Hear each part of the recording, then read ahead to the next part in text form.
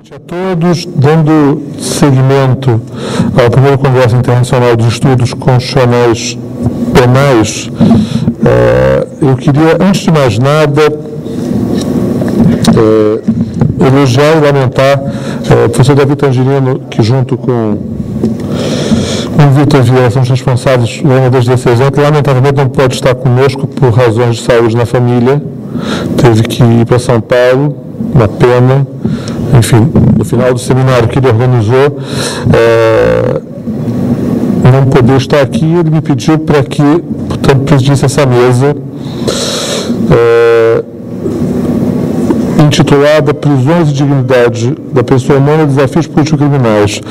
A mesa vai ser composta pelos professores doutores Sérgio Salomão Checaira e Inês Sabadell. A professora Ana Lúcia, todavia, está presa no trânsito, ainda não conseguiu chegar, mas dado o adiantado da hora e também porque o professor Checaira precisa retornar para São Paulo hoje, vamos começar a mesa ainda sem que ela tenha chegado, que deve chegar ao longo da exposição do professor Checaira para completar a mesa. Eu queria, portanto, posso dizer em nome dos organizadores do evento e particularmente em nome do Departamento de Direito Penal e da Faculdade de Direito da UERJ, agradecer ao professor Sérgio Salomão Checaira para mais uma vez ter aceito o convite para retornar à faculdade. O professor Checaira digamos, posso dizer assim, é um visitante frequente. Se houvesse um cartão de milhares na Faculdade de Direito, ele teria um cartão platina ou algo do gênero, não é isso? Algo do gênero. O professor Sérgio Salomão Checaira, portanto, saiba que é uma honra tê-lo mais uma vez conosco. O professor Sérgio Salomão Checaira é professor titular de Direito Penal da Faculdade de Direito da Universidade de São Paulo, por onde possui graduação, especialização, mestrado e doutorado, doutorado e livre docência. É pós-doutor pela Universidade do País Basco e foi presidente do Conselho Nacional de Política Criminal e Penitenciária. Aliás, aqui fora do currículo, isso é uma impressão pessoal, porque ao tempo em que o professor Sérgio Salomão Checaira foi presidente do CNPCP, eu fui conselheiro, então posso dar um testemunho de público que o tempo em que lá estive, a minha admiração pelo professor Checaira só aumentou. Ele foi um presidente absolutamente íntegro, dedicado, correto e responsável por algumas passagens históricas. Se eu tiver que dizer, conversávamos por um acaso sobre isso antes da palestra. Um dos estados que tradicionalmente tem as piores condições carcerárias desse país, o Espírito Santo, e que nos últimos anos teve uma melhora nas condições carcerárias, esteve em relação direta com a atuação corajosa do professor Salomão Checaira, que chegou ao ponto de pedir intervenção no Estado e que se fossem processados criminalmente. Governador, secretário de Justiça do Estado, promotor de execução, juiz de execução, e isso acabou, enfim, nenhum desses processos foi adiante, mas houve mudanças significativas. Portanto, eu posso dar um depoimento pessoal e absolutamente elogioso da passagem, posso dizer, histórica do professor Checaira pelo CNPCP. Ele foi também presidente do Instituto Brasileiro de Ciências Criminais, vice-presidente do Instituto Manuel Pedro Pimentel, é membro do Conselho de Direção da Associação Internacional de Direito Penal e atualmente é secretário-geral adjunto para a América Latina da Sociedade Internacional de Defesa Social. Portanto, professor Sérgio Salomão Checaira, saiba que é uma honra para a Faculdade de Direito e para a Universidade tê-lo conosco mais uma vez. E, portanto, passo a palavra, o senhor tem a palavra pelo prazo de 30 minutos para a sua conferência.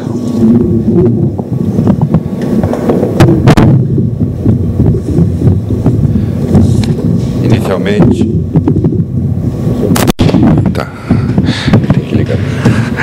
Inicialmente, gostaria de agradecer as gentis palavras do professor Carlos Eduardo Adriano de Apiaçu, meu grande amigo, agradecer o convite que me fez professor Davi Tangerino e o doutor Vitor Vieira, que fizeram um contato e, desde logo, me dispus a falar sobre o tema desta mesa, né, o tema escolhido, que, na essência, é trazer um pouco da experiência que todos nós, eu, o professor Japiaçu, tivemos no Brasil sobre as prisões. O painel ficou intitulado Prisões e Dignidade da Pessoa Humana, Desafios Políticos Criminais. Eu tenho uma honra muito grande de voltar ao Rio de Janeiro, voltar aqui para a UERJ, um local que eu sempre tive a oportunidade de externar minhas opiniões e participar de uma maneira tranquila, serena, quer em arguições, quer em palestras, enfim, é um lugar que eu me sinto absolutamente em casa. Dizer que falar sobre prisões e esse fenômeno é um fenômeno que não pode ser descontextualizado daquilo que acontece no mundo, é falar um pouco que a prisão ou a quantidade das pessoas dentro de um cárcere, em última instância, é uma opção. Pode ser o resultado de uma situação histórica de cada país, de uma situação política de cada país, mas é uma opção. Opta-se por punir mais ou punir menos. E isso decorre de um sem número de circunstâncias e contextos. Eu queria dizer que o Brasil é o quarto país em números absolutos com mais presos no mundo.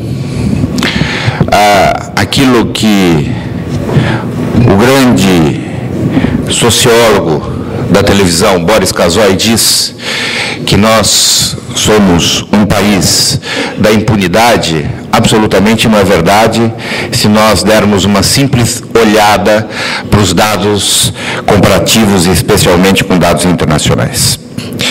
Eu vou falar, talvez corte a China, que eu ia falar um pouquinho, mas dos 4 países mais encarceradores do mundo, a começar dos Estados Unidos, depois acho que corto a China, falo da Rússia e depois o Brasil.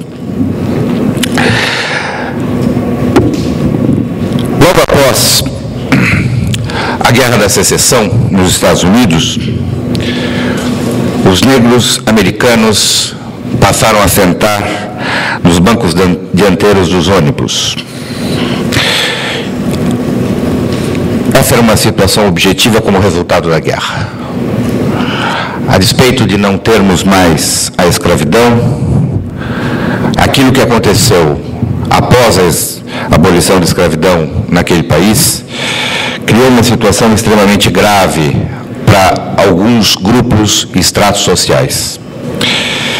Houve uma imigração muito acentuada para o norte em busca de emprego.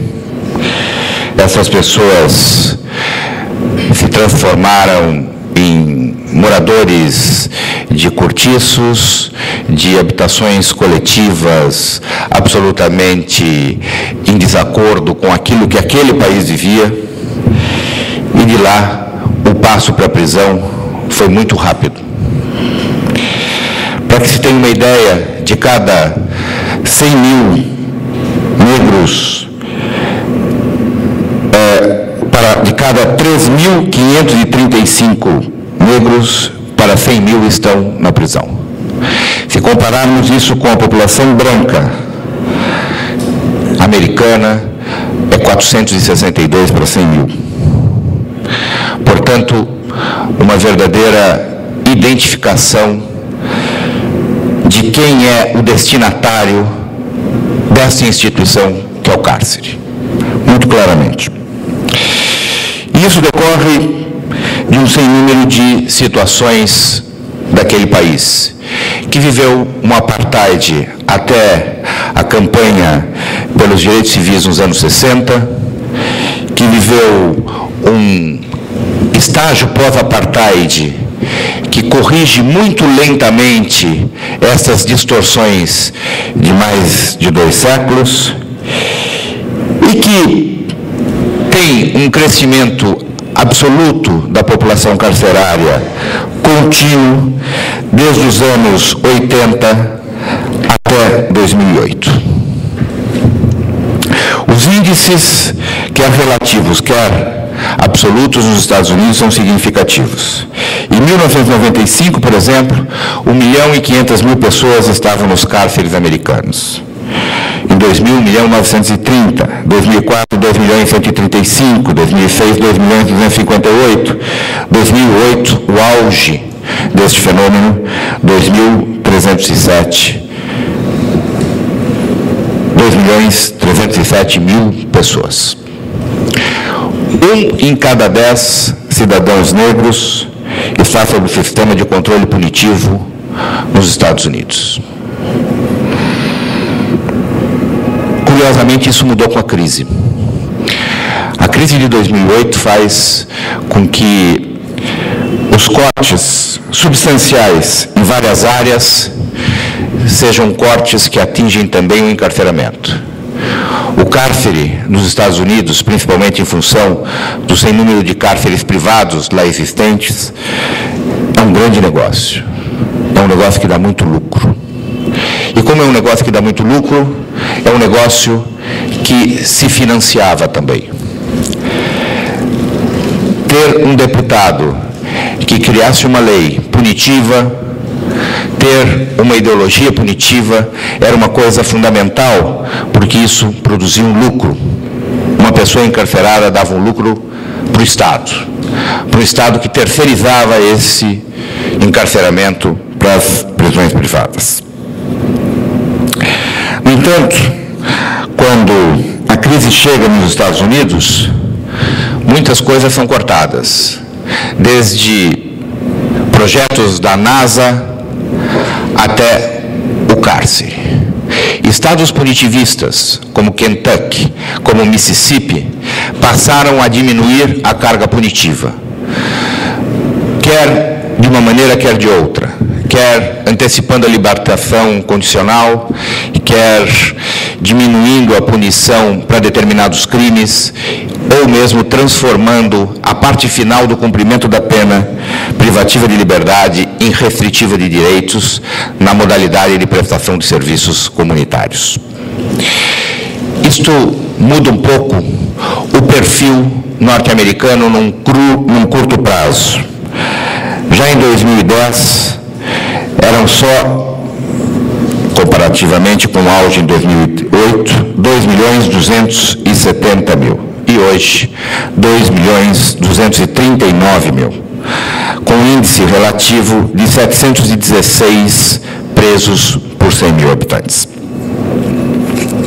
É o país que mais encarcera no mundo. A China, a despeito de ter uma população significativamente maior, tem 1.640.000 encarcerados. E um índice de encarceramento de 121 presos por 100.000 habitantes. É importante dizer que os dados da China não são muito confiáveis. Eles decorrem de uma cultura punitivista que remonta às primeiras grandes ondas de encarceramento após a chegada no poder do regime maoísta e que se prolonga e que se acentua com a Revolução Cultural.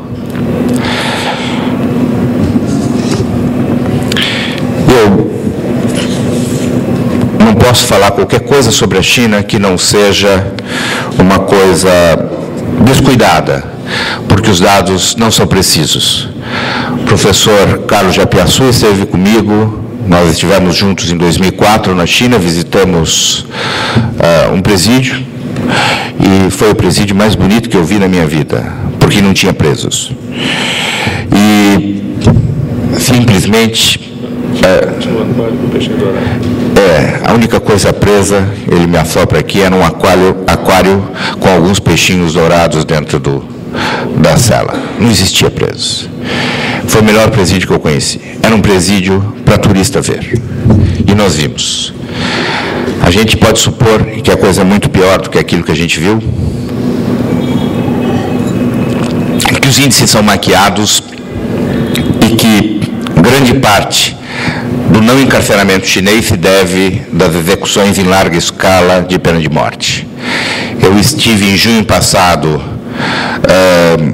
no Congresso Internacional contra a Pena de Morte em Madrid, e a grande preocupação de todos os conferencistas era exatamente a China.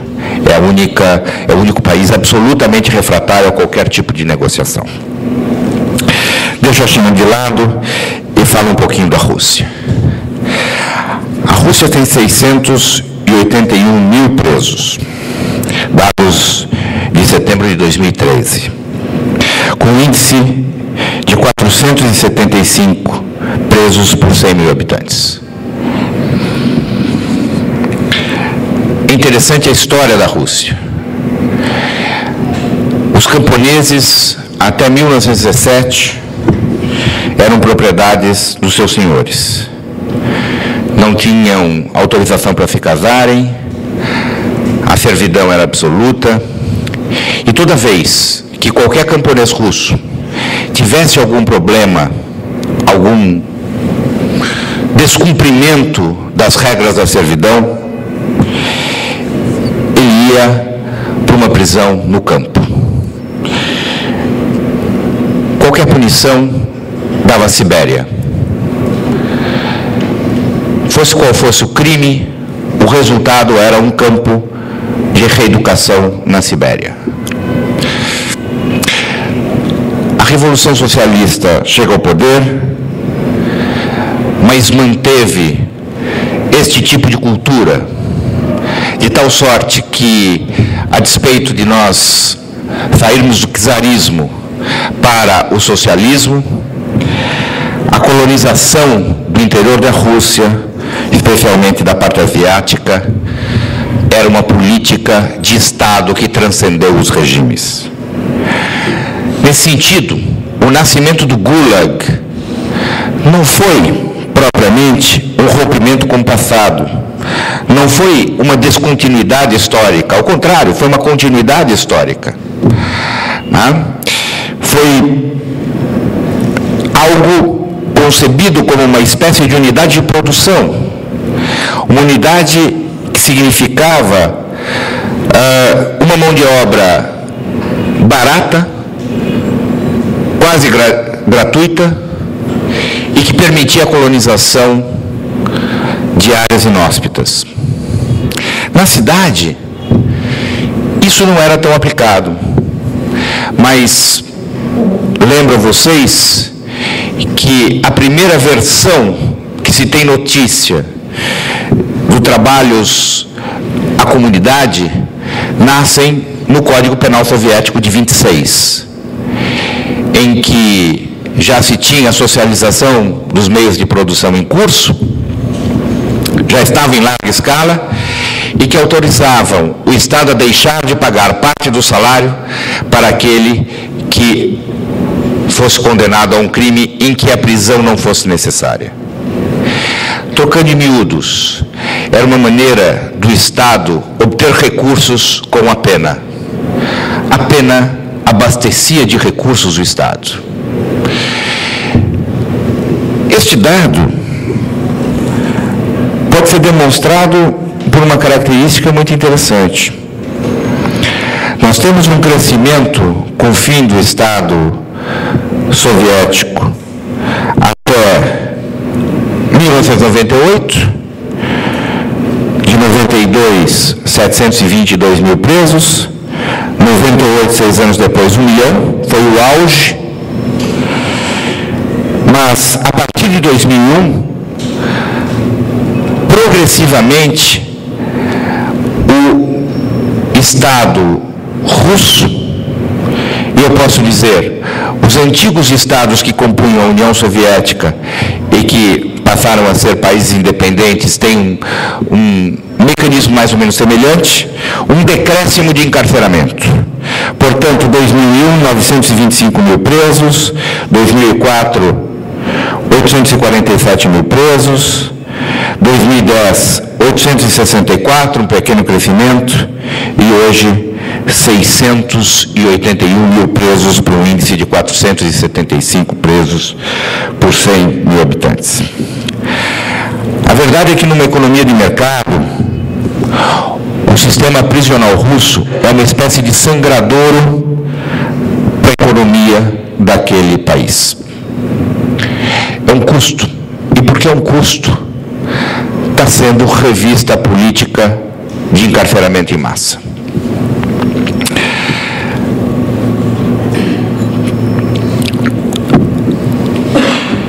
Os Estados europeus ocidentais, que tinham um índice significativamente menor de encarceramento, chegavam a não mais do que 100 por 100 mil habitantes, com variações para cima dos países anglo-saxões, com variações para baixo de países mais estáveis, tiveram um pequeno, mas constante crescimento nos últimos anos. Muitos autores, Lacan, Garland, já se debruçaram sobre esse tema e dizem basicamente que a crise do estado de bem-estar social nesses países foi substituída por um estado policial, um estado punitivo. Não ouso discordar disso. No entanto, comentava com o professor Japiaçu, antes de conversarmos, antes de iniciarmos essa palestra, o Brasil, nesse contexto geral, é uma espécie de ponto fora da curva. A despeito de nós termos passado por uma brutal ditadura, ao final da ditadura, os índices de encarceramento no Brasil eram relativamente baixos. Para que você tenha uma ideia, os dados aqui decorrem do primeiro grande censo penitenciário brasileiro ter ocorrido somente em 1994, nós tínhamos em 1994 129 mil presos, um índice abaixo de 100. Em 95, esses 129 alçam a condição de 148. E progressivamente há um crescimento até 2010 beirarmos os 500 mil. São 496 mil presos no Brasil. Na semana retrasada, o Conselho Nacional de Política Criminal e Penitenciária teve uma audiência na cidade de São Paulo, eu tive a oportunidade de lá estar, e os dados atualizadíssimos apontam 548 mil presos no Brasil, 558 mil presos no Brasil, sendo que São Paulo tem 208 mil presos. Isto resulta o seguinte: o Brasil tem 274 presos por 100 mil habitantes. E São Paulo, que é um dos estados mais encarceradores, tem um índice de 406 mil presos, 406 presos por 100 mil habitantes. O que bem demonstra que a punição é uma escolha, ela não é o resultado dos índices de criminalidade.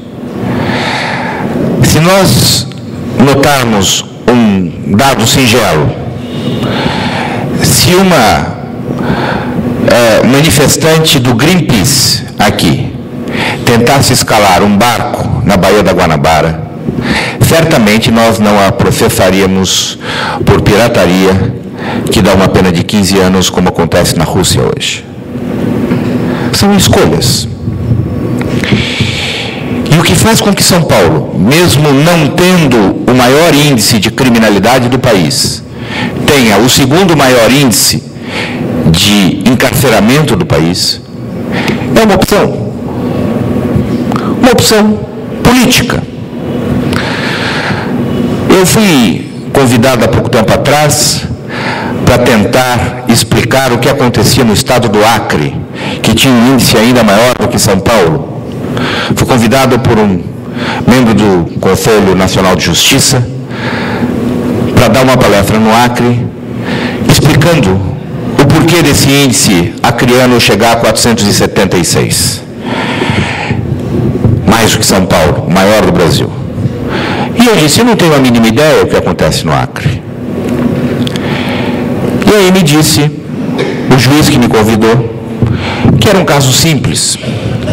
Rio Branco tinha 10 juízes, 6 eram paulistas, formados na escola, no cursinho do Damásio de Jesus e do Luiz Flávio Gomes, e não existe nada mais punitivo do que os cursinhos preparatórios para concursos públicos do Estado de São Paulo, e que isso, tendo em vista o pequeno número de magistrados do Rio, fazia uma alteração significativa nas penas aplicadas, em sede de processo de mérito, e nas objeções à progressão de regime e concessão de livramento condicional. Parece que o meu Estado está exportando burrice. No entanto, apesar do crescimento econômico brasileiro, apesar de muitos avanços sociais que nós tivemos nos últimos anos, continuamente o Brasil continua a encarcerar mais e mais. De 74 presos por 100 mil habitantes, em 1992, a 274 presos por 100 mil habitantes em 2013. A pergunta é, a que se deve isso? E depois, qual é a consequência disso? A meu juízo, é a conjunção de alguns fatores que muitas vezes transcendem a questão específica da economia ou da divisão de bens e produtos entre as pessoas. Em primeiro lugar, a incorporação, desde a famigerada Lei 8.072 de 90, a Lei de Crimes Hediondos, da ideologia da lei e ordem. A punição trazida por essa ideologia, com a transformação do sistema punitivo, e faço aqui uma saudação neste momento, que 2 dos maiores juristas brasileiros adentram ao nosso plenário, o doutor Juarez Cirino e o doutor Juarez Tavares, faço uma saudação a ambos.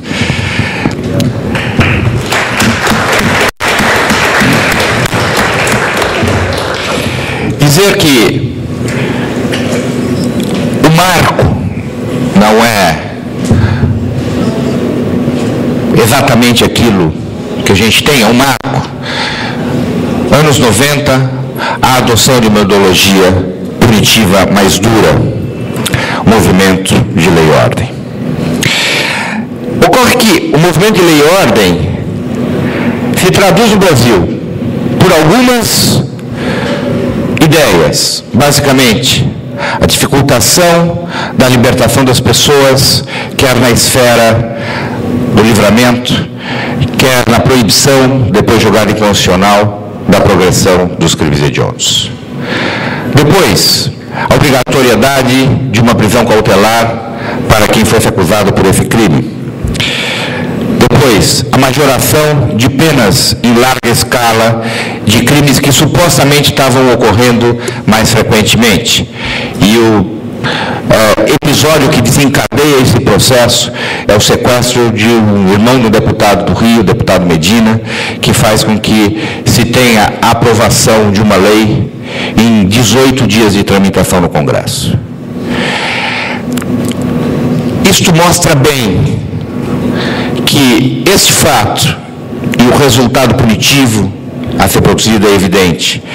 Se eu ponho mais pessoas dentro da cadeia por mais tempo, se eu dificulto a concessão de liberdades antecipadas, se eu tento impedir a capacidade dos juízes de com discernimento e discricionariedade darem a soltura antecipadamente, evidentemente que eu aumenta os índices de encarceramento sociais.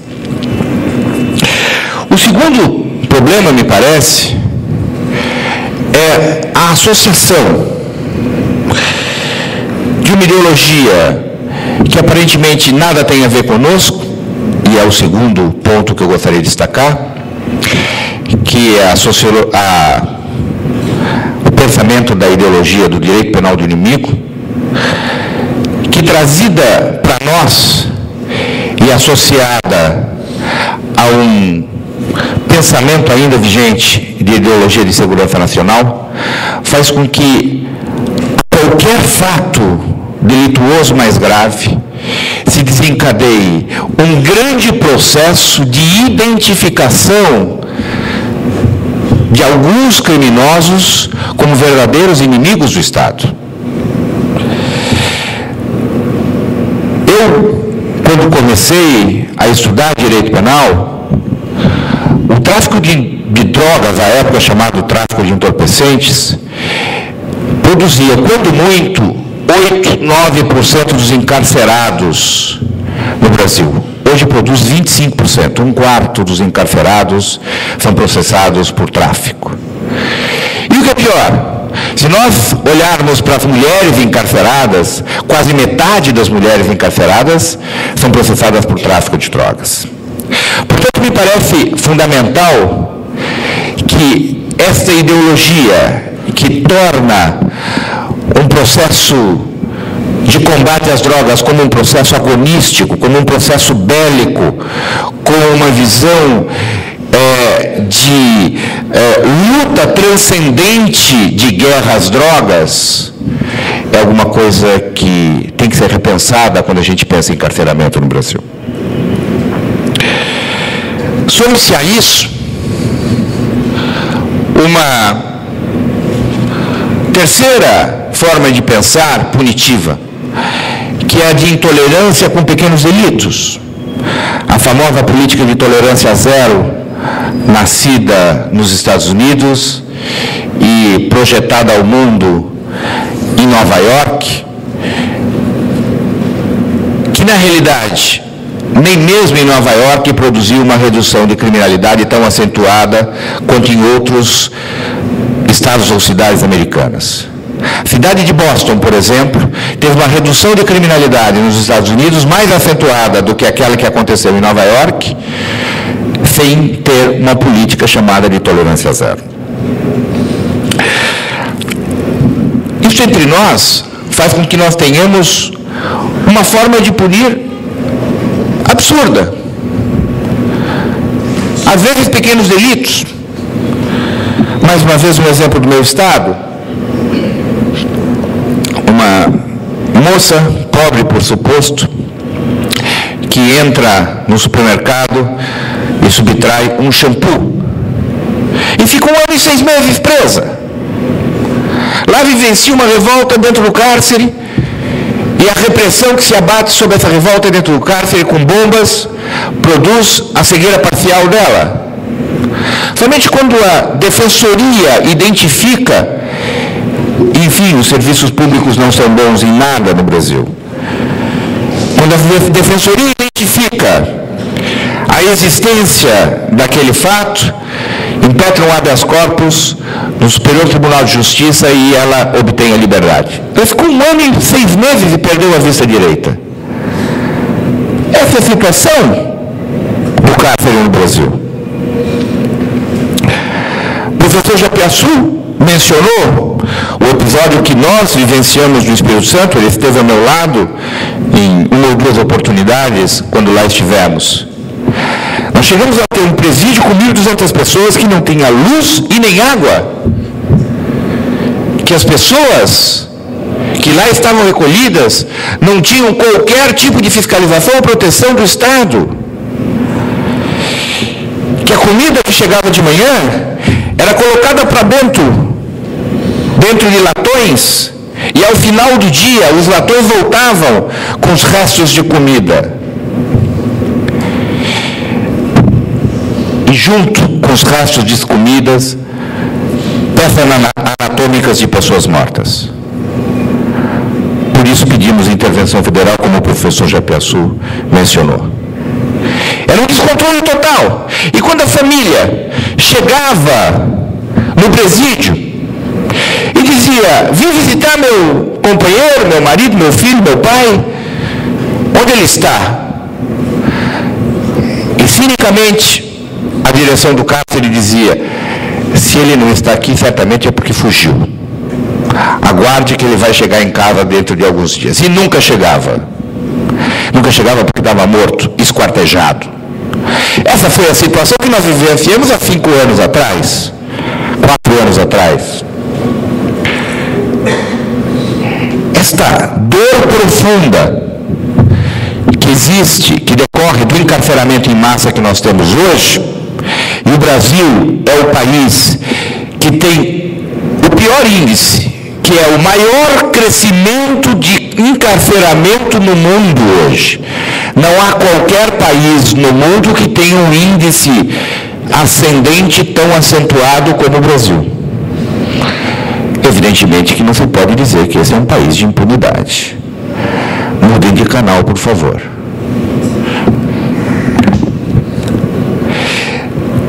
Pior,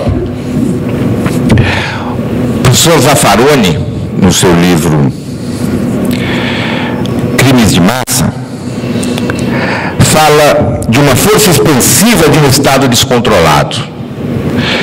Ele mostra com toda clareza que, além de todos os problemas que os Estados europeus têm, econômicos, sociais, mas não tiveram ditaduras recentes como nós tivemos. E a estrutura punitiva acentuada na ditadura, maximizada na ditadura, a vinculação, por exemplo, e a articulação do Exército, das polícias militares dos estados, que foram custeadas por empresários na repressão política, criaram um mecanismo que não foi desarmado ao longo dos anos. De tempos em tempos, a gente vê aquilo que eu acompanhei enquanto advogado criminal em São Paulo, de uma maneira muito mais reiterada, um caso de tortura denunciado nos jornais, hoje a tortura sendo filmada às escâncaras, seja na Fundação Casa, como aconteceu há um mês atrás, seja numa delegacia de polícia, como aconteceu esta semana. Certa feita, fui no DEIC, Departamento de Investigações Criminais de São Paulo, e às 5 horas eu ouvia um barulho compassado, pareciam palmas que se batiam dentro do cárcere. E eu perguntei ao advogado que eu acompanhava, era um simples estagiário, isso data de 1980, o que estava acontecendo lá dentro. E ele me disse que eram 5 horas e que era o chá das 5. Eu, que não sabia dessa tradição inglesa dentro de uma delegacia de polícia, indaguei que tipo de chá se servia lá.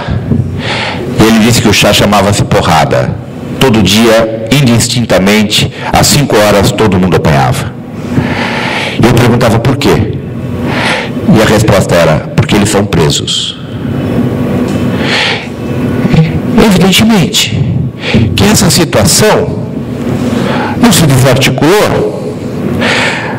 Não se desarticulou no Brasil porque nós não punimos um único torturador. Nós não punimos um único violento agressor. Nós não tivemos o país passado a limpo. Portanto, a despeito de nós penetrarmos numa estrutura democrática, a despeito de nós podermos celebrar, como celebramos 25 anos de uma Constituição democrática, a despeito disso tudo, nós continuamos a ter a prática punitiva, que foi a prática punitiva existente desde sempre no Brasil.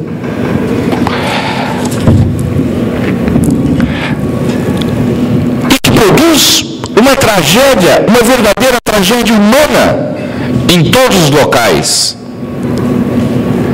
em que a prisão é executada da forma como é executada. E o que é pior, nós temos inúmeros órgãos de controle. O juiz controla a prisão, o promotor controla a prisão, o Conselho Penitenciário controla a prisão, a comunidade controla a prisão, o Conselho Nacional controla a prisão.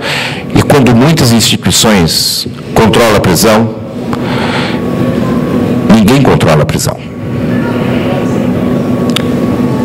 Nós não temos uma centralização e uma articulação do controle das práticas punitivas. Isso eu falo com toda a tranquilidade do mundo, porque fui presidente do Conselho Nacional de Política Criminal Penitenciária, que é o principal órgão a controlar as prisões, e não tinha o controle. A gente vivia de denúncias que chegavam aleatoriamente e de visitas periódicas e espaçadas que fazíamos nos estados. Nós temos que repensar, portanto, a prática punitiva. Eu acho que tínhamos que pensar em algumas coisas muito sérias, transformações, e com isso eu vou passando à fase das conclusões. Primeira ideia: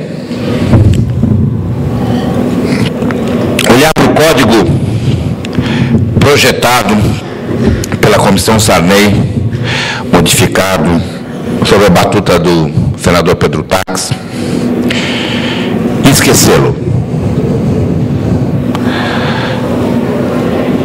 Eu estava fora e acompanhei pela internet a audiência pública que o IBCCRIM fez sobre o Código Penal projetado da Comissão Sarney. E lá vi alguns dos maiores juristas do Brasil, como René Dotti, como Miguel Reale Júnior e como Juarez Tavares, criticando acerbamente o Código Penal. Eu me sinto como numa obra de teatro irlandesa, com a expectativa daquele que espera o Godot, e quando o Godot chega, a gente se vê frustrado de uma maneira absoluta pelo resultado que se apresenta para a gente. Não é possível que nós não possamos pensar em penas não privativas de liberdade nos tipos proibitivos quando estabelecemos uma punição menor do que 4 anos. Não é possível que não pensemos em algo que já se propôs há muitos anos, em apresentar até 4 anos uma pena restritiva de direitos, e que, se somente se não for cumprida, ela venha a ser convertida em prisão, e não no mecanismo contrário que temos hoje, porque é claro, é a velha história do Garrincha. Não adianta a gente ter uma lei maravilhosa se a gente não combinar com os juízes, com os russos, naquela famosa expressão. Os juízes serão refratários a qualquer mudança no código, porque tem uma formação formalista, tradicional, e que em grande medida, no âmbito dos tribunais, foi gestada no período da ditadura.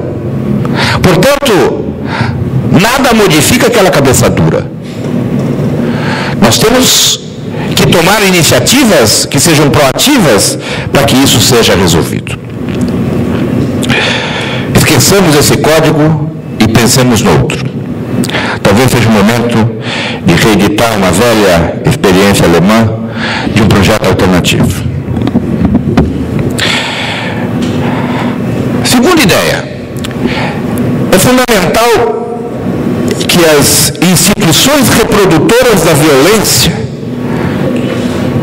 gestadas, talvez não nesta última, mas na anterior ditadura, sob a batuta das missões francesas, do as várias missões francesas, mostrem que um caminho é o fim da PM. A polícia militar não tem mais autoridade moral para continuar as invasões de favela, os interrogatórios arbitrários, o sumiço de pessoas que são torturadas barbaramente.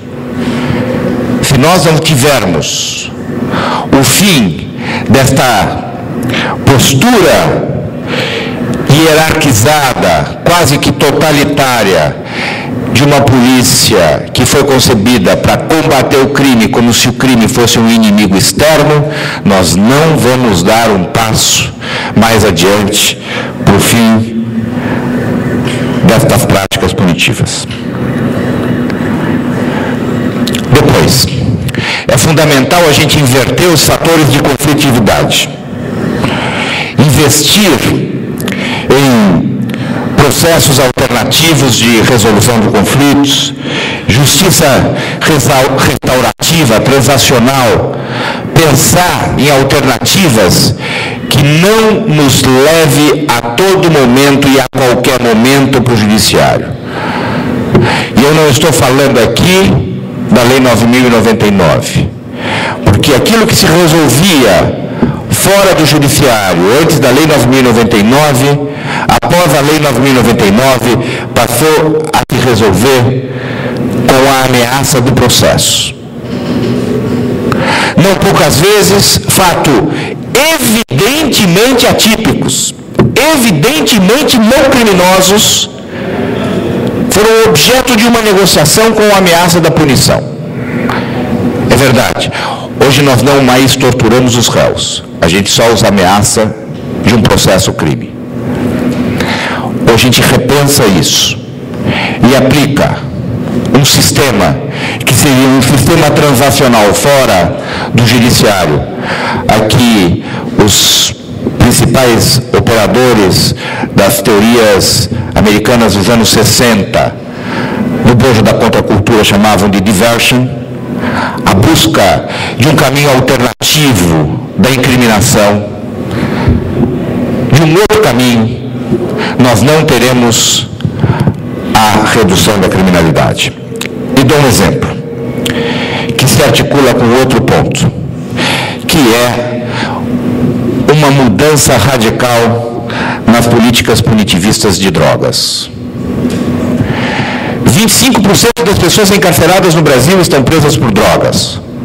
Há 2 meses atrás, o presidente dos Estados Unidos, Barack Obama, começou gestões para, negociando estado a estado, porque a lei lá é estadual, em modificar para excluir de forma absoluta a possibilidade de punição de pessoas por uso de drogas e para não punir os pequenos traficantes com pena privativa de liberdade.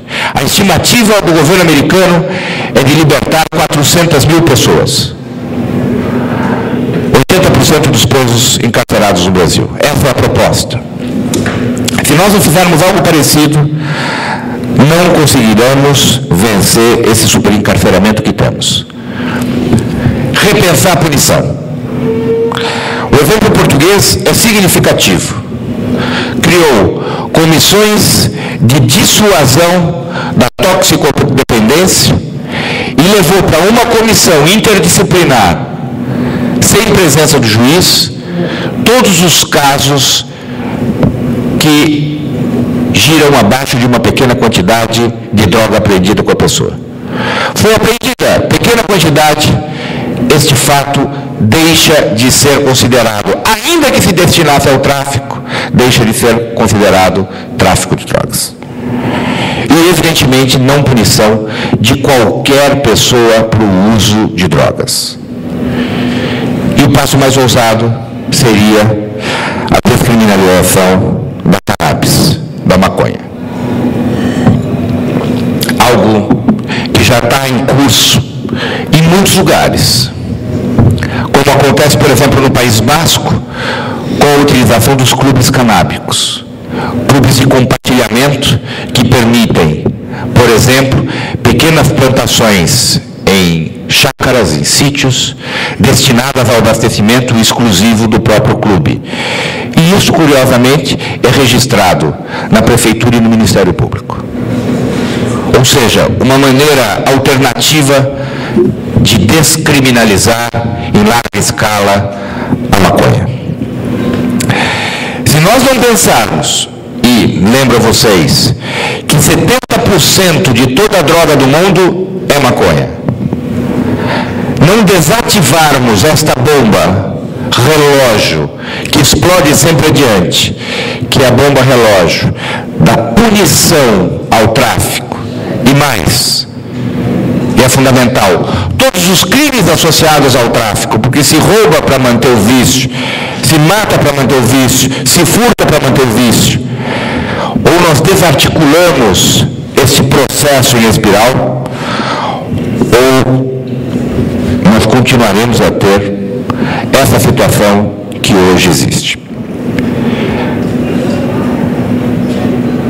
Einstein dizia que insanidade é fazer a mesma coisa e esperar resultados diferentes.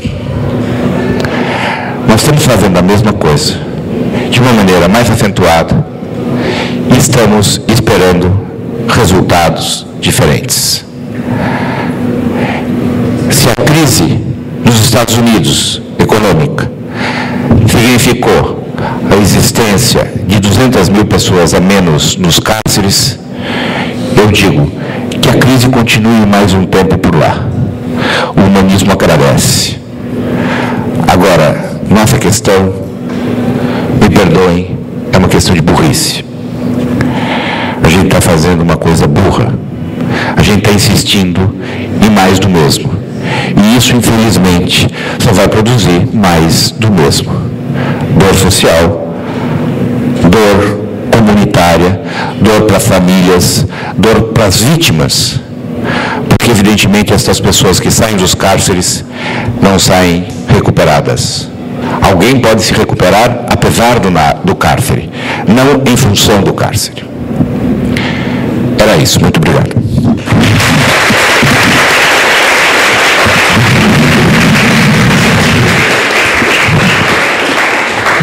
Quero agradecer ao professor Checara pela conferência.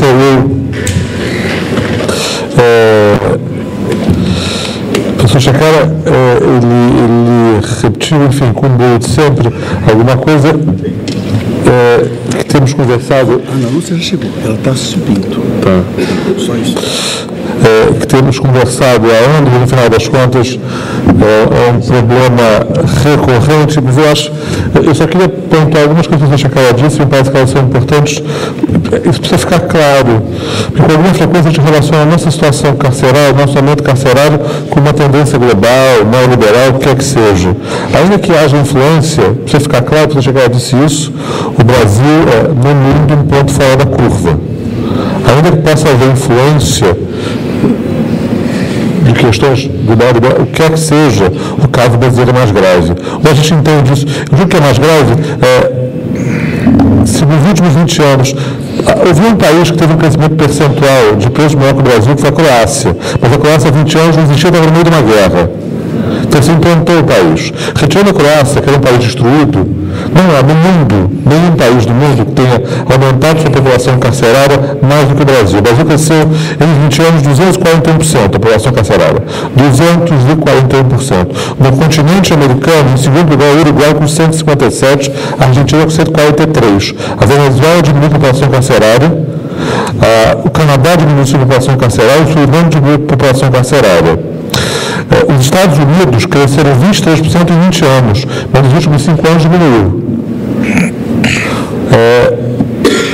E se considerar os 4 países do mundo com maior população carcerária, a China não tem dados de capacidade. A China é tudo complicado, mas Brasil, Rússia, Estados Unidos, o Brasil é o único dos 3 que tem superlotação carcerária.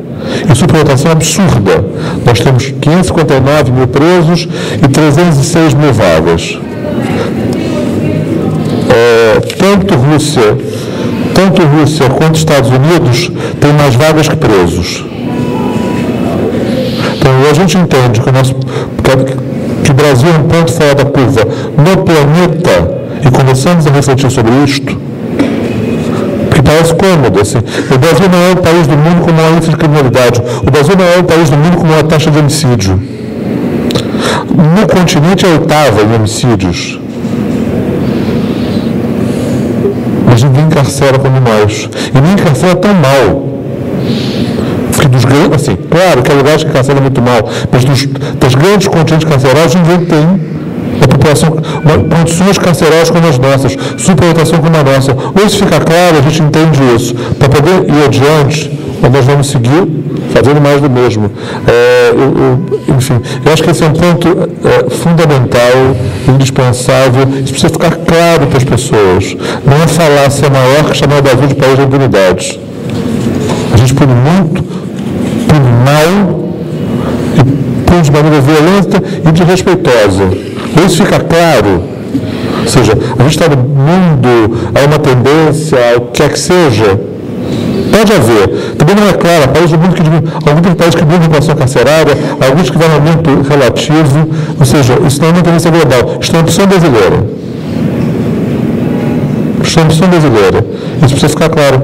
O professor Checara fez referência a isso, existem, enfim, isso é algo que a gente insistia no CNPCP, as pessoas precisam entender isto. Nós fizemos uma opção péssima, que só piora, e ninguém optou igual a gente. O Brasil, eu vou repetir, mais uma vez eu chegar disso, o Brasil é um ponto fora da curva no planeta.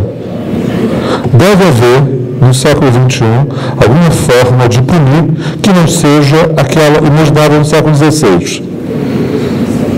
Deve ser possível, com a mudança de valores, com as mudanças tecnológicas, que a gente pense em alguma coisa que não seja o que foi concebido no século XVI.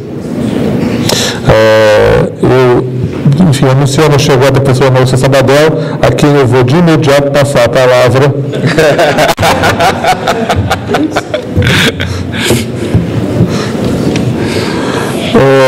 Quando ela vai vir, eu vou apresentando. A professora Maurícia Sabadell é professora titular período de Direito da Faculdade de Direito da Universidade Federal do Rio de Janeiro, graduada em Direito pela PUC de São Paulo, graduado em Psicologia pela Universidade de São Marcos, mestre em Direito pela Universidade Autônoma de Barcelona, mestre em Criminologia Crítica e Justiça Criminal, programa Erasmus, Universidade de Saarbrücken, na Alemanha, doutora em Direito pela Universidade de Saarbrücken e pós-doutora pela Universidade Politécnica de Atenas. Professor Maurícia, portanto, é uma imensa satisfação recebê-la na faculdade. Eu peço desculpa pela maneira abrupta em que eu anunciei sua palestra, que vai tratar de prisões e dignidade da pessoa humana, desafios político-criminais. Passo então a palavra ao presidente Sabadell pelo prazo de 30 minutos. Bom, boa noite. Pedir desculpas pelo atraso, eu cometi um erro grave. Eu sou uma paulistana que reside no Rio há 5 anos. E eu saí da minha casa às 5h15 contando. Eu saí do 5h15 de Copacabana, isso aqui não é São Paulo, tranquilamente chegou às 6 horas. E eu levei um susto, chegamos direto de táxi, levamos quase 1h30 para chegar aqui. Então, pedi mil desculpas a vocês, eu não costumo atrasar, não costumo ficar nos eventos. Então, vamos falar a temática. Conta 30 minutos? Então, vamos lá. Então, a partir dos anos 70, isso é importante estabelecer como marco, iniciam-se estudos no meio acadêmico, na área de humanas, tentando absorver o impacto das teorias feministas no âmbito político nas ciências humanas. Né? E uma das primeiras coisas que se observava, ali já durante os anos 70, né, era uma constatação que os problemas centrais das mulheres, que muitas vezes se caracterizam por serem violações de direitos fundamentais, não são adequadamente tratados pelo sistema de justiça penal.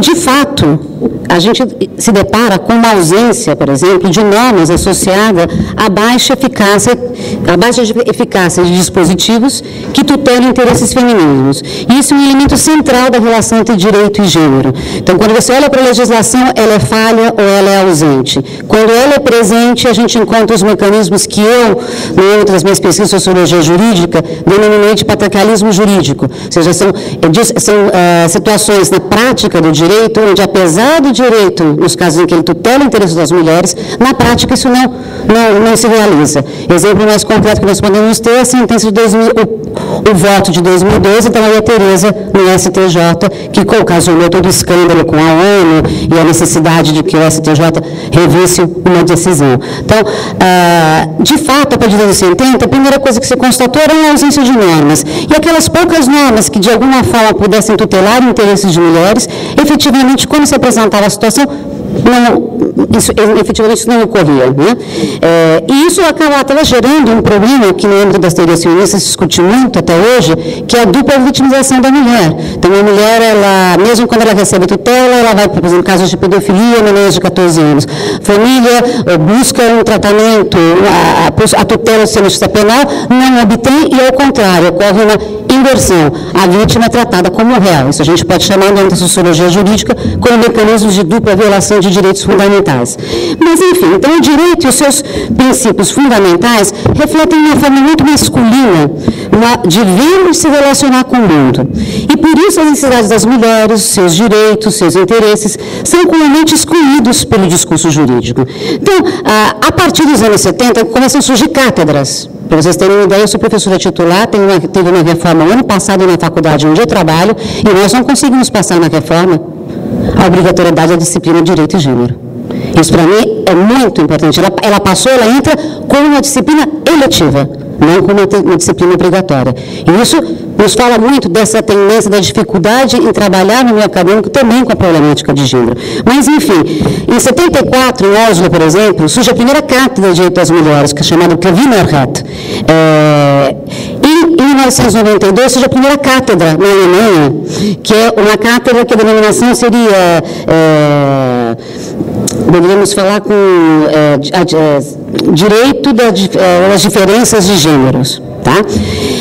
A partir dali, a gente começa nos Estados Unidos também, nos anos 90 nós já conseguimos encontrar cátedras que se dedicam, e também teve um grande influxo dos estudos, momentos críticos, chamado Critical Legal Studies, eu não sei se já ouviram falar, é muito interessante, atua em várias áreas, não faz só uma área na crítica penal, e ali as teóricas feministas se fazem presentes, e muitas das inovações que foram introduzidas no direito internacional provêm de feministas envolvidas com Critical Legal Studies. Bom, existe um desafio, né, que é ao mesmo tempo um objetivo científico, formular um novo direito que leve em consideração essas diferenças de gênero, tá?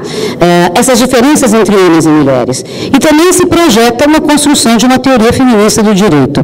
E é aí que nós chegamos ao tema que me foi proposto, que eram as relações de gênero, sistema prisional e relações de gênero no Brasil, a questão da mulher no sistema prisional.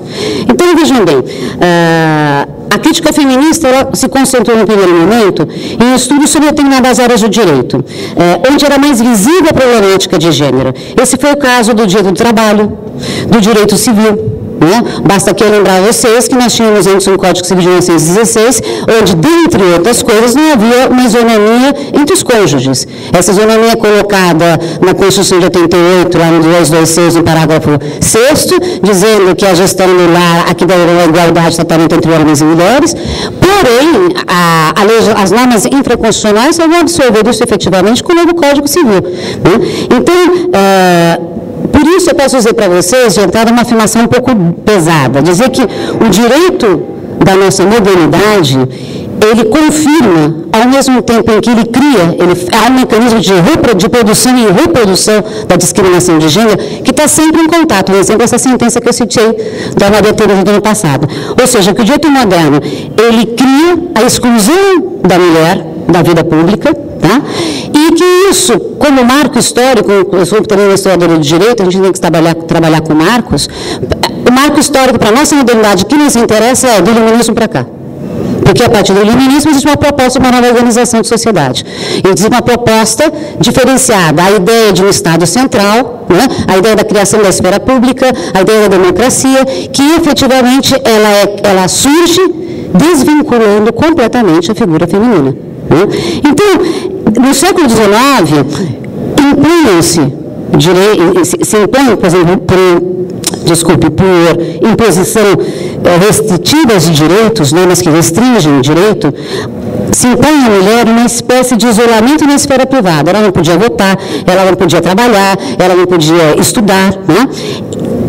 Curiosamente, uma parte significativa da vida das mulheres passa oficialmente pela esfera privada, naquela que se quis reduzir a mulher. E até hoje ela perpassa. Se eu perguntar aqui para algumas das colegas de vocês que são lá casadas, ou mesmo filhas, como é que funciona em casa quando o papai e a mãe trabalham, tem uma empregada doméstica? Eu já sei a resposta. Meu pai chega em casa à noite e pergunta, poxa, ela não passou a camisa direito, o terno, a compra não foi feita direito. É uma cultura extremamente machista, por quê? Porque se pressupõe que esse é o local ideal, é o local onde a mulher deveria estar. Os próprios textos bíblicos reforçam essa tremenda alucinação. Então, o que nós temos aqui? Nós temos a reclusão da mulher na esfera privada, que foi objeto de debate no iluminismo jurídico por várias mulheres muito importantes. Nós temos a de Gaulle, temos outras. No iluminismo houveram mulheres muito importantes, de origem nobre, que participaram de debates e que simplesmente não se conseguiu passar a mínima reivindicação da ideia da igualdade entre os gêneros. Minimamente se conseguiu passar.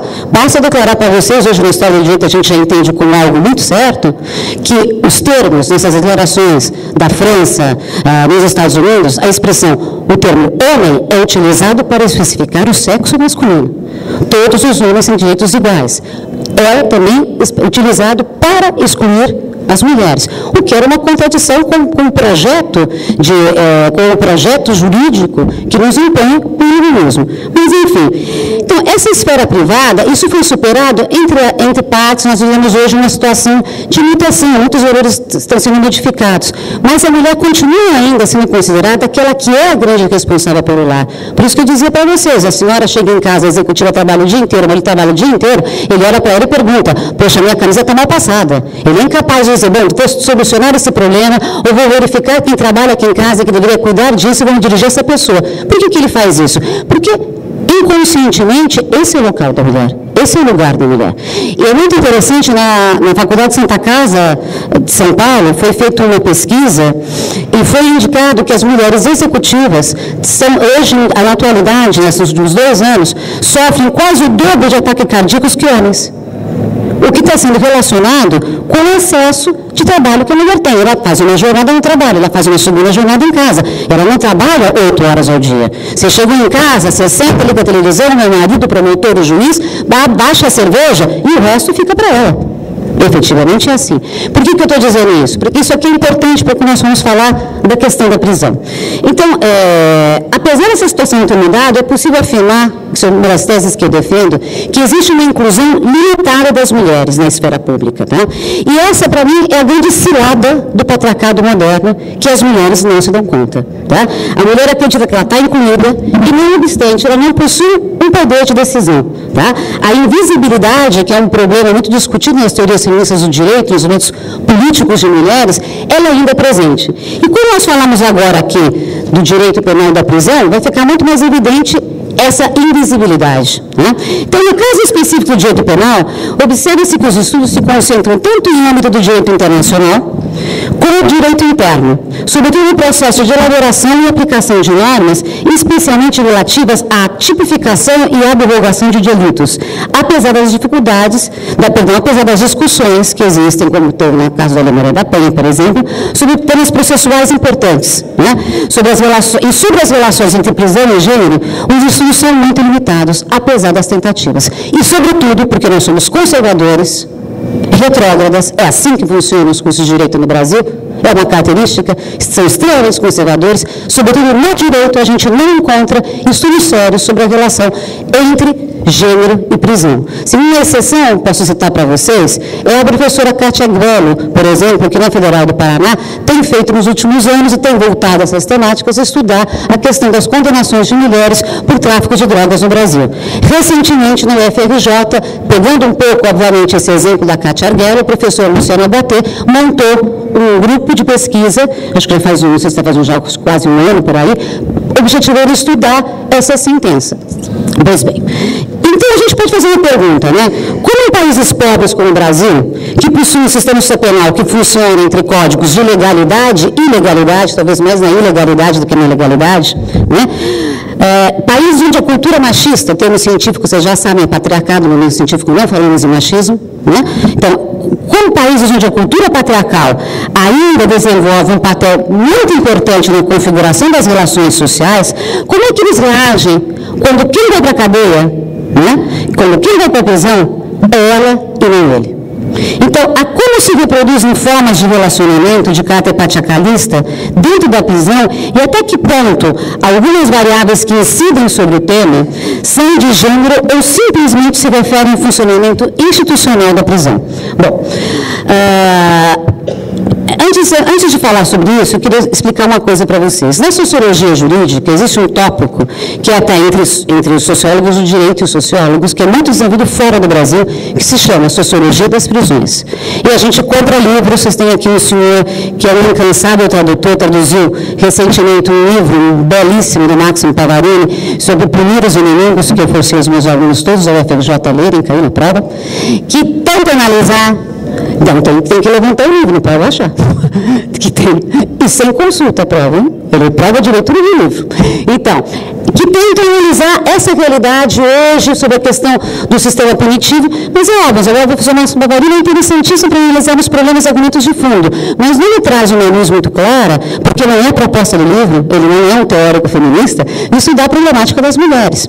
Mas, enfim, na sociologia das prisões, a gente costuma trabalhar a prisão, classificar, quando nós trabalhamos, a questão da seletividade do sistema prisional, a gente trabalha com algumas categorias. Então, a gente trabalha a questão da classe social, idade, sexo, educação e nacionalidade. Isso é um clássico da sociologia das prisões. Você analisa a seletividade do sistema penal a partir daí. Na sociologia jurídica, acho que todo mundo está mais ou menos conhece a matéria, existe uma categoria que a gente usa para análise, que é a questão da superrepresentação. Ou seja, eu vou dar um exemplo muito prático, eu estou vendo que a maioria aqui é estudante. Se eu tenho nas prisões, prisão americana, vamos falar que são os mais escandalosos, se eu tenho na prisão dos Estados Unidos, 8 mais afrodescendentes dentro do sistema prisional, que fora do sistema prisional, como representação deste grupo na população americana, então eu tenho uma superrepresentação.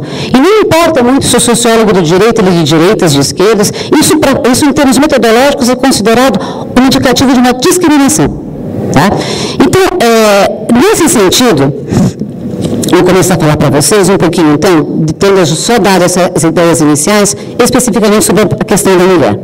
Então, a prisão, ela constitui um espaço de isolamento que permite identificá-la com a esfera privada. Isso porque é um espaço onde se vivencia uma situação de confinamento, de isolamento, em relação ao mundo externo. O preso ele não pode exercer seu direito de ir e vir, e essa privação constitui a sua pena. Apesar disso, entre os gêneros masculino e feminino, existe uma vivência diferenciada do espaço privado. Tá? E essa vivência diferenciada do espaço privado, ela incide sim na experiência da prisão por parte das mulheres. A mulher moderna, ainda que estude, ainda que trabalhe, ainda recebe uma educação, com os exemplos que eu dei para vocês no começo, que condiciona a ela se identificar com as atividades desenvolvidas no lugar. Ou seja, pais e mães damos, sem fazer nenhuma reflexão, e aqui inclui a todos nós intelectuais, presentes para os filhos. Eu não dou, acho que eu nunca dei, porque eu não tive uma menina. Mas nós damos para as filhas o quê? Boneca, panela, para ela reproduzir o quê? A esfera privada. E você grava isso no inconsciente das pessoas. As pessoas, Jorge Cirino, que é um grande especialista, apesar de ser jurista em psicanálise, pode até talvez falar melhor do efeito disso do inconsciente sobre as relações sociais. Pois bem, então, nesses locais, dentro do lar, desenvolve o trabalho privado. Em relatório, dos poucos relatórios que abordam a problemática da mulher, nós tivemos 2 relatórios que foram feitos sobre a tortura, da ONU em 2001 e um outro mais adiante, em 2008, pelas American Watch, que me chamaram a atenção por um pequeno, grande detalhe, que diziam o seguinte: as presas, quando eu comparo o sistema prisional masculino com o feminino, eu me deparo que há uma preocupação entre as presas com a ceia das suas celas. As celas são sempre limpas, né? E essa situação, ela é completamente, havendo condições mínimas, as celas se mantêm limpas. Essa situação é completamente inversa nos presídios masculinos. Então, eu estou falando isso para dizer para vocês o quê? Que a vivência histórica da mulher no lar possui um elemento, ela não deixa de ser um elemento de isolamento. Ou seja, você educa a criança e a menina desde pequena a ser passiva. Tem um colega que é pediatra, que é professor em São Paulo, que diz o seguinte: meninas precisam criar músculos, desenvolver ossos, tem que correr tanto quanto meninos. Não é correta essa divisão, que menino vai treinar futebol desde pequeno e tem um desenvolvimento saudável, e para a menina você a coloca para brincar de boneca. Então, veja só, nesse contexto, você acaba tendo na prisão uma situação, esse é um primeiro detalhe, mas é um detalhe importante, você acaba sendo reproduzido de alguma forma uma vivência que as mulheres tinham na esfera privada. Tá? Então, essa glorificação das atividades domésticas constitui um fator importante que permite explicar por que, em termos de limpeza, por exemplo, os presídios femininos as celas das mulheres costumam ser muito limpas, e elas são mais asseadas, apesar das condições de saúde das mulheres serem muito precárias. Então, vou falar uma coisa para vocês. A gente não tem muitos dados no Brasil, as pesquisas são pequenas, elas são pontuais, elas são importantes, algumas pesquisas já foram feitas, mas, repito, no âmbito jurídico nós temos poucas pesquisas sérias feitas sobre a problemática das mulheres no sistema prisional. No Brasil, entre 2010 e 2011, nós temos uma indicação que a taxa de mulheres que está cumprindo pena chega até beber 7,5%. Tá? E os homens estão em torno de 92,6,5%. É uma taxa muito diferenciada se comparada com as taxas de encarceramento dos Estados Unidos e da Europa, cuja variação é em torno de 5%, máximo 6%. Espanha e Portugal, por exemplo, que têm problemas de fronteiras com tráfico de drogas, tem um pouco mais de presença de mulheres no sistema prisional. A Alemanha e outros países que não especificamente são países de fronteiras, para o mundo árabe, por exemplo, tem uma taxa menor de encarceramento. Então, esses dados eles são importantes. Vou dizer para vocês alguns dados, porque eu vou voltar neles quando eu for explicar essa questão da classificação das mulheres. No Brasil, nós temos 508 unidades prisionais com mulheres encarceradas. Dessas 508, somente 58, de 508, só 58 são exclusivamente femininas. A Lei de Execução Penal estabelece que, inclusive, o pessoal que deveria trabalhar nas penitenciárias femininas deveriam ser exclusivamente mulheres. Excepcionalmente, se não houver uma alternativa, no caso de um médico, se admite um enfermeiro, mas prioritariamente mulheres. Então, vocês já imaginam quando eu estou dizendo para vocês que de 508, 450 são mistas. Já é um problema, sério. Além disso, em relação à população prisional feminina, tem um dado muito interessante. Antes de 2010, os estudos estatísticos que foram feitos, que era assim até 2010, mas como foi feito um novo controle e pesquisa entre 2010 e 2011, nós pudemos notar esse salto dos 5%, 5 e pouco por cento, praticamente para o 7,5%. Em termos de percentuais, o aumento da população feminina nas prisões é de 261%. E ainda vale destacar que a maioria das mães presas é formada por mães solteiras. 95% das mulheres que estão hoje no sistema prisional brasileiro foram vítimas de violência em algum momento da sua vida.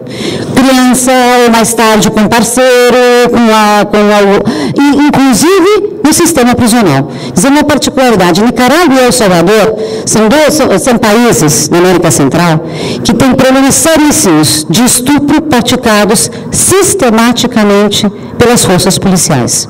E que, até por essa característica, por essa particularidade, desenvolveram trabalhos muito sérios de pesquisa. Tá? As mulheres também, quando entram no sistema prisional, onde a maioria delas vai cumprir pena ou está temporariamente presa, como a população masculina e feminina, também é sujeita a esse mesmo tipo de situação. Pois bem, então, então, com relação à questão das mulheres, eu vou dizer o seguinte para vocês. Quando eu falei em classe, gênero, nacionalidade, classe social e idade, eu estou falando em critérios de seletividade. O direito penal, ele é válido para todos, mas a prisão, como todos nós sabemos, somente alguns poucos, sempre os mesmos. Né? Em relação ao gênero, nós sabemos, vamos usar o dado do Brasil, que 7,5% das mulheres hoje cumprem pena. 7,5% em comparação com 92,5%, nos indica o quê? A tese de que o sistema de justiça penal, ele é quase que exclusivamente masculino. De fato, crime e todo o sistema de justiça penal é extremamente patriarcal. Se alguém aqui faz estágio no penal ou vai na delegacia, até a forma de conversa, até a forma de contato é extremamente patriarcal. E aí, doutora, tudo certo? Porque muitas mulheres, por exemplo, jovens, às vezes não têm nem interesse em fazer estágio na advocacia na área penal, justamente por essas características do sistema de justiça penal. Pois bem, então, a classe social das mulheres, elas são, na sua maioria, também pobres. Tá? Por isso, nesse ponto, eu diria que homens e mulheres se encontram a um ponto em comum. Uma superrepresentação dos pobres, tanto homens quanto mulheres. Tá? Com relação ao critério de classe social, eu diria, com relação ao critério da idade, eu diria a vocês o seguinte. Nós temos um problema de ausência de estruturas. Falta 5 minutos, né? Então, eu vou tentar resumir. Vamos falar, sem olhar os textos, a ausência de infraestrutura. Não sei se vocês sabem que até 1984, os presídios femininos ficavam nas mãos de freiras da Igreja Católica. Não havia sequer pessoal, especificamente, uma boa parte desse trabalho perpassava por um serviço beneficente prestado pela Igreja Católica.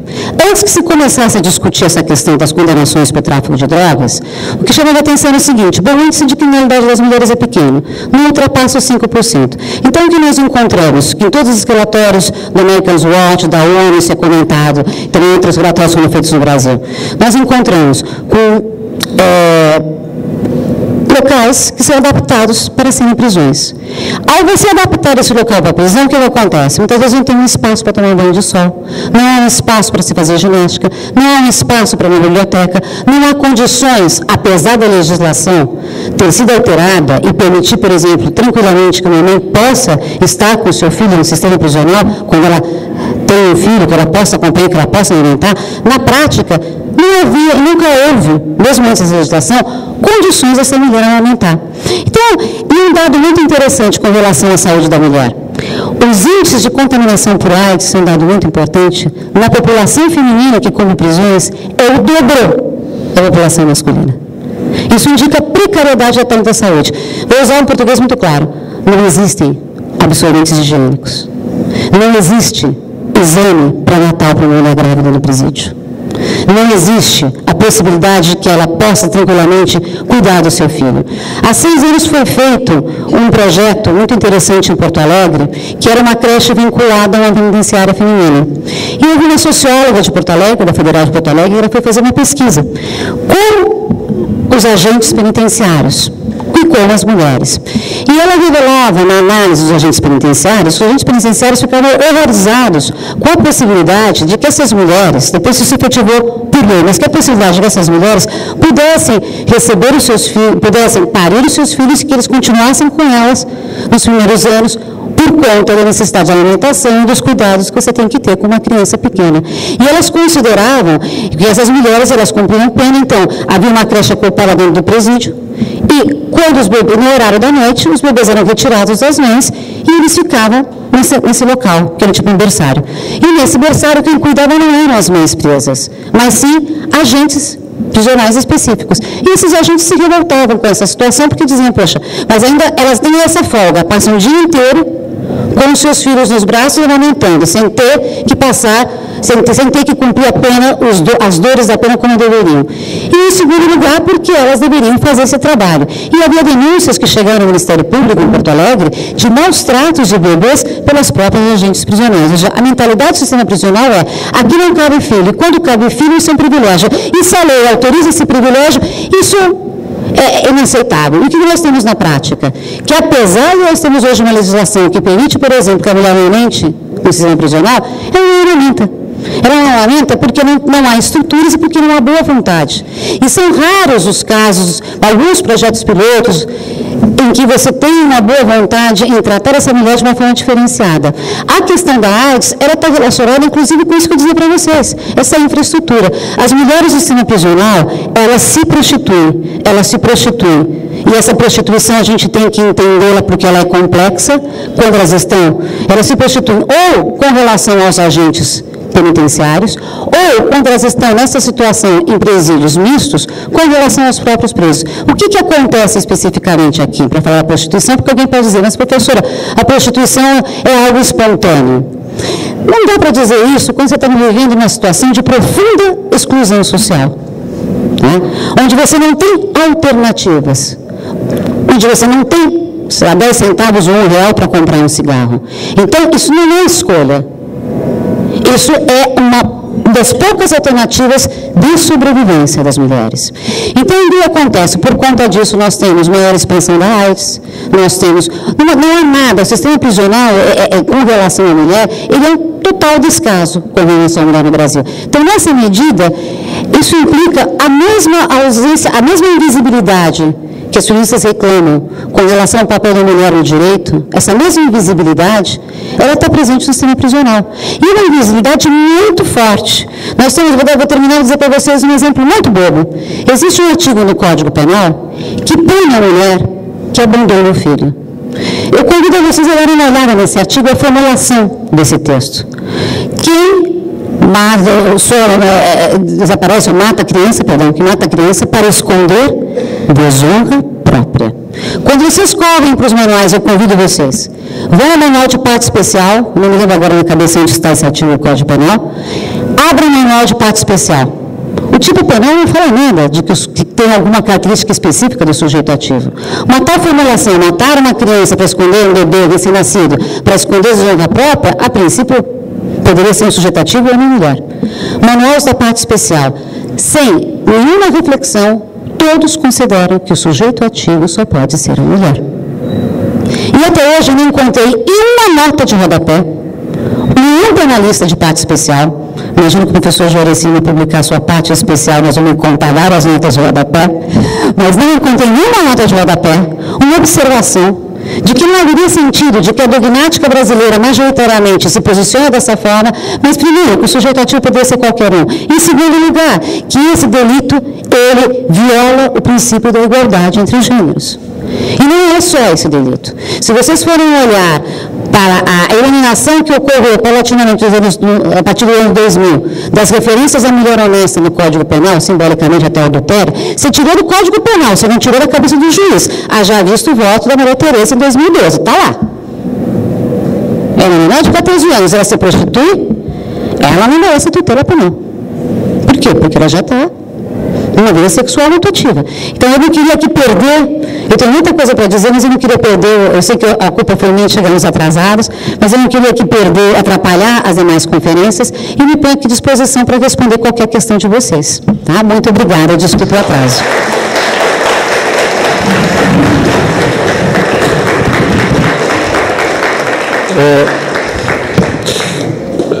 Eu até que tenho que justificar, enfim, a gente não pode estender, porque o professor Shekai precisa sair, tem voo, ele volta para São Paulo na sequência, e foi por isso até, desculpe, que eu pedi para acelerar, porque o voo dele é 9h30. Não, o trânsito é terrível. Então, sim. Posso falar um minuto? Pode. O voo é sim. E se ficar no Rio, eu não estou num lugar feio, eu estou num lugar bonito. Só uma curiosidade, Lúcia. Essa semana passada, nós iniciamos um projeto de extensão na USP, junto ao presídio semiaberto de Butantã, lá em São Paulo. tem 1.200 mulheres, um dentista e nenhum médico. Então, imaginem só, um presídio com 1.200 mulheres, nenhum médico que faça o mínimo mísero plantão que faz o dentista, que vai 3 vezes por semana e fica 3 horas. E, por óbvio, só pode arrancar dente. Então, a gente está gerando, além de revoltas, banguelas. Né? E é uma coisa curiosíssima.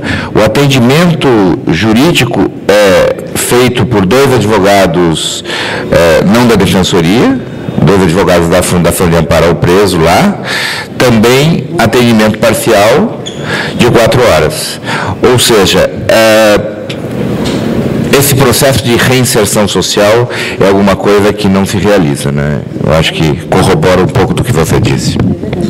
Eu só vou, então, antes de encerrar, então, já que é para dar da experiência que eu tive visitando penitenciárias femininas, uma coisa me chamou muita atenção. Só para completar, uma das coisas que mais me impressionou na penitenciária feminina são os relatos de solidão das mulheres. É absolutamente frequente em penitenciárias masculinas que o homem receba visita da mãe e da esposa ou da companheira. As mulheres, de maneira geral, não recebem visita. Se ela é casada, o marido nunca mais vai ver e a mãe também não vai visitar. Ou seja, uma das sensações, se é verdade, tem um lado positivo, elas são mais limpas, acabam sendo menos violentas que as masculinas, mas é impressionante a angústia e a solidão. E quando há a separação do filho, para quem já naturalmente é solitário, o dia em que a criança vai ser retirada, é a tragédia penitenciária, é um dia de sofrimento relatado. Portanto, enfim, me parece a reflexão absolutamente pertinente e necessária, porque se é verdade que em números relativos as presas femininas são residuais, em número, e por essa razão as leis de execuções penais são imaginadas para presos, até porque a regra esmagadora já foi mais. Acho que esses 2 fatores que foram destacados são importantes. Primeiro, o crescimento do número de encarceradas é mais rápido, embora ainda residual, mas mais rápido. E a ausência de regras específicas causa uma situação particular, portanto, merecedora de reflexão. Pela hora, enfim, eu agradeço a professora Ana Lúcia, peço desculpas por tê-la apressado, agradeço a professora Checaira pela conferência e pela disponibilidade de vir ao Rio de Janeiro, e convido a todos para dar sequência à conferência de encerramento deste seminário, que será proferida pelo professor Dr. Joaí Silveira dos Santos, intitulada Filosofia Penal e Constitucional, Alternativas para a Inclusão e Justiça Social. Portanto, eu agradeço a todos e dou por encerrada essa mesa.